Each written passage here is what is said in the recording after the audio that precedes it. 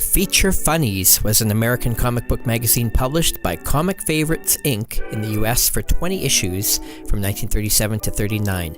Publisher Everett Busy Arnold formed Comic Favorites Inc. in collaboration with 3 different newspaper syndicates, the McNaught Syndicate, Frank Markey Syndicate, and Iowa's Register and Tribune Syndicate. Comic Favorites later became an imprint of Arnold's Quality Comics, established in 1939. Hiring cartoonist Rube Goldberg and Goldberg's assistant Johnny Devlin, Arnold in mid-1937 began publishing Feature Funnies from his office in Manhattan, and Goldberg drew many of the covers. The new material came from comics packagers. Those were small studios that sprang up to produce comics on demand for publishers looking to enter the emerging comic book field. Arnold relied eventually mostly on Eisner and Iger, headed by Will Eisner and Jerry Iger. Arnold changed the title to Feature Comics, beginning with issue number 21. Feature Funnies number 1, cover date October 1937. Rube Goldberg provided the cover and interior art for this issue, which had the first appearances of Mickey Finn and Dixie Duggan. There is a mile-high pedigree copy from the Edgar Church collection. This was the first comic released by the new company Comic Favorites Inc., which would become Quality Comics. This was the last number 1 issue released in 1937 by any publisher, and was the final new publisher to enter the business in 1937. Some of the highlights of the issue include Joe Palooka, cover by Rube Goldberg. Star Snapshots is a 2-page story written and drawn by Bernard Bailey, possibly featuring reprints from Wags magazine. This was Eisner Iger shot material and was previously appeared in Wow, What a Magazine a year earlier.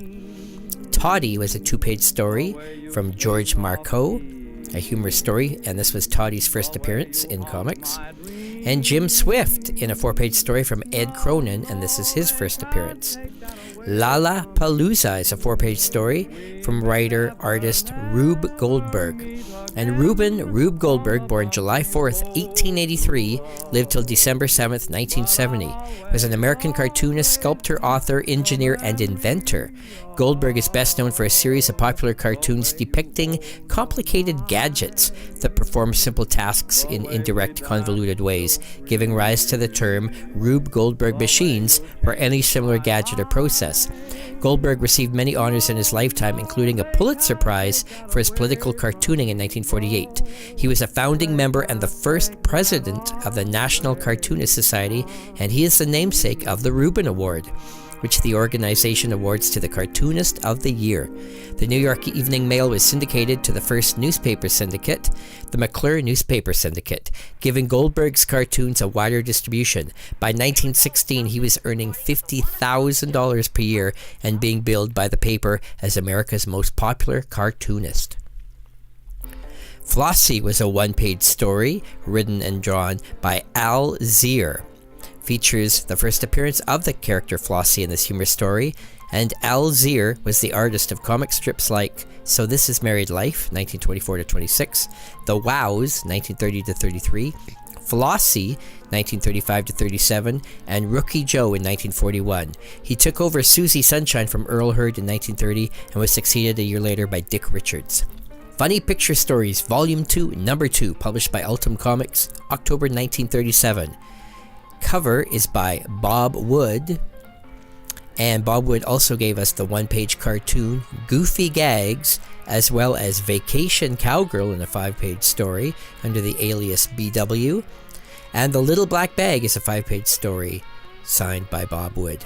And Robert Wood, born 1918, lived until 1962. He was an artist for the Harry A. Chesler Group. He contributed work to companies like Lev Gleason in Silver Streak, Daredevil, and Boy Comics, MLJ for Pep Comics and Top Notch, and Novelty Press for Target Comics. Wood has also worked on a daily comic called Goodbye Land in 1937 and 38.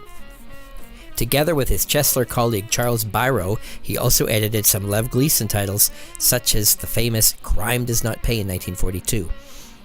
Interesting note that Bob Wood was later convicted for murder and served prison time between 1958 and 61.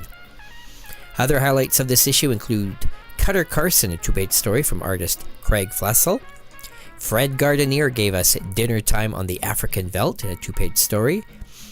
Will Harr wrote Bombs of Destiny, a 5-page aviation war story, also drawn by Fred Gardenier. Feature Books number 6, featuring Dick Tracy, published by David McKay, October 1937. The cover features artwork by Chesler Gould, the detective mystery character Dick Tracy, and Junior. The highlight of this issue is 71 pages worth of Dick Tracy from writer-artist Chesler Gould, featuring the characters Dick Tracy, Pat Padden, Junior Tracy, Lips Manless, Mimi, and Athnel Jones. And this featured reprints from the Dick Tracy newspaper comic strips from 1936. Lulu number 6 from Sun Publications in Chicago, Illinois, came out with this monthly magazine, 52 pages, 25-cent cover price for this black and white magazine. And it was published from 1937 to 41 with 21 issues in total, featuring body, one-panel gags, and jokes containing adult content. Ace Comics number 7, published by David McKay Publications, October 1937. This was the first Halloween cover ever on a modern comic book. Some of the highlighted characters include Barney Google and Snuffy Smith, the Katzenjammer Kids, Ripley's Believe It or Not, Jungle Jim, Crazy Cat, and Blondie. Detective Comics number 8 from DC Comics, October 1937. There is a Billy Wright pedigree copy of this book, which shows you how early the Wright collection started. This is one of the first 250 or so comics ever published, and by this time, Billy Wright had already been buying DC Comics for over a year. Classic cover art for this issue is credited to Craig Flessel, and it's a familiar cover because it was also used for the cover of Atomic Comics 8 years later. It is a Bruce Nelson cover drawn by Craig Flessel, featuring the character Lou Gong. Some of the highlighted features include Speed Saunders in a 6-page story from writer Gardner Fox and artist Craig Flessel, and this features the first appearances of Fred Dunn and the Skipper in this detective mystery.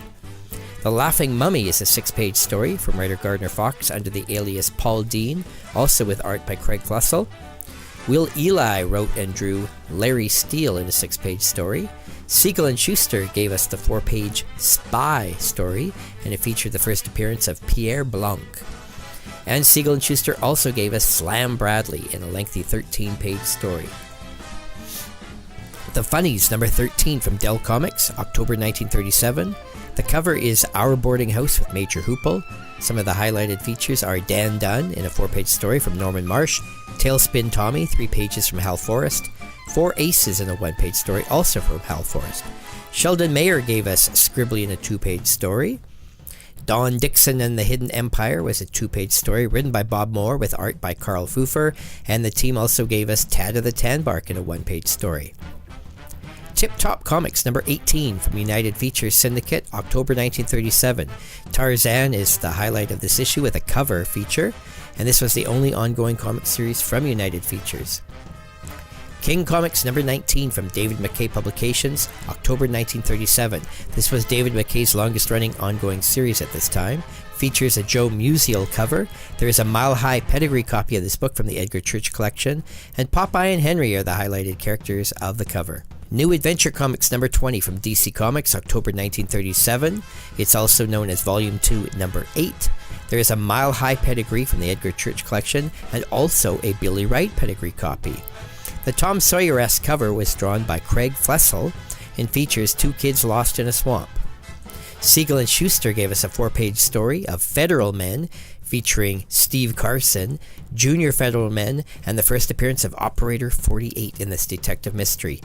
Dale Daring featured in a 2-page story from writer-artist Will Eli, who also gave us the 4-page supernatural story Nadir, Master of Magic. Steve Conrad Adventure was back in a 4-page story from writer-artist Craig Flessel, and there was an interesting promotional ad for The Lone Ranger. Popular Comics, number 21 from Dell Comics, October 1937. Highlighted characters include Dick Tracy, Skippy, Herbie, Don Winslow, Little Orphan Annie, Harold Teen, The Gumps, Terry and the Pirates, and Winnie Winkle. Mickey Mouse Magazine, number 25, also known as Volume 2, number 13, features a Mickey Mouse cover, numerous comic strips, and stories and games. More Fun Comics number 25 from DC Comics, October 1937.